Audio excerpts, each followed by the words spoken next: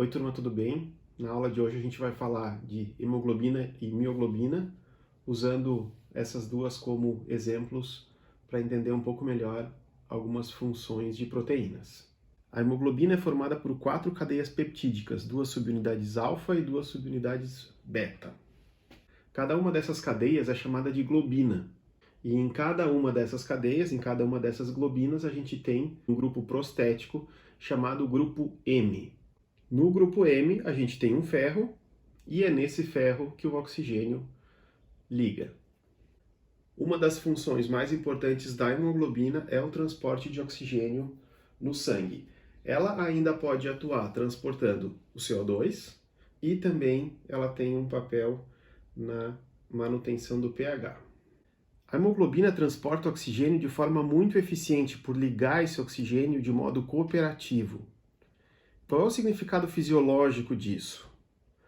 O oxigênio tem que ser transportado no sangue a partir dos pulmões, onde a pressão parcial de oxigênio é alta, em torno de 100 torr, quando comparada com a pressão nos tecidos, que é bem menor, em torno de 20 torr, como vocês podem ver nesse gráfico que está à esquerda. Esse gráfico mostra a fração de saturação no eixo X e a pressão parcial de oxigênio no eixo Y. Ao analisar esse gráfico, vocês podem notar que quando a hemoglobina está nos pulmões, onde a gente tem uma pressão alta de oxigênio, quase toda essa hemoglobina vai estar ligada com o oxigênio. Ou seja, a saturação da hemoglobina está muito alta.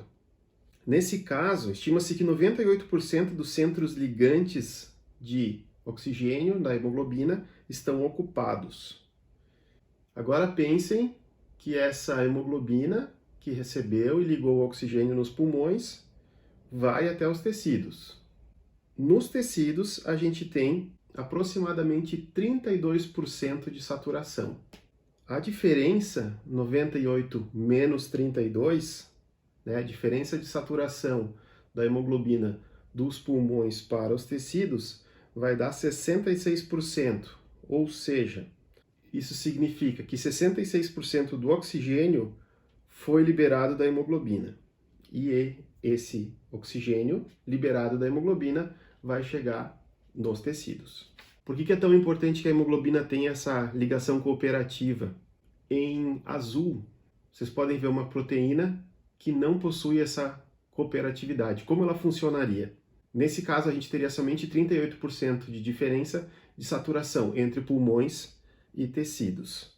Ou seja, a gente teria um transporte, uma distribuição menor do oxigênio. Mas por que a hemoglobina faz essa ligação cooperativa? Que tipo de proteína ela é para fazer isso e para funcionar dessa forma? A hemoglobina é uma proteína alostérica. O que significa isso? Essas proteínas alostéricas têm locais ou pontos de regulação e a ligação de algumas moléculas nesses pontos causa alterações estruturais que são transmitidas aos centros ativos das proteínas. Então, isso faz com que uma pequena alteração na concentração de um ligante provoque um aumento na atividade dessa proteína. Parece confuso. Jogando essa definição, esse conceito de proteína alostérica agora de novo, por exemplo, da hemoglobina, a ligação do primeiro oxigênio induz uma alteração na estrutura quaternária da hemoglobina, fazendo com que ela tenha um aumento de afinidade pelo oxigênio. Um esquema de como pode funcionar uma proteína alostérica está aqui à direita. Então eu tenho no início, na parte de cima, a proteína sem qualquer ligante.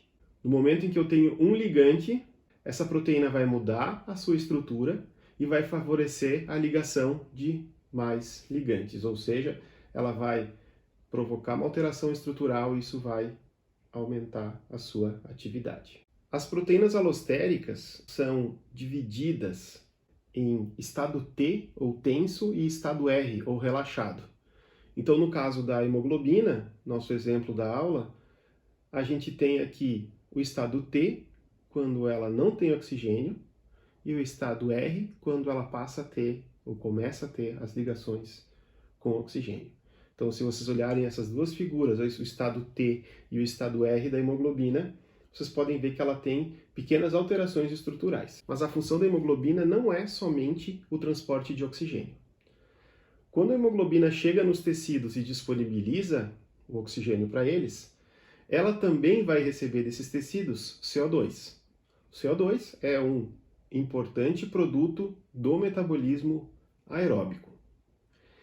Esse CO2 ele tem uma solubilidade relativamente baixa em água. Para facilitar o transporte do CO2, portanto, ele deve ser hidratado, formando ácido carbônico e pode também, a partir do ácido carbônico, formar bicarbonato e liberar um próton.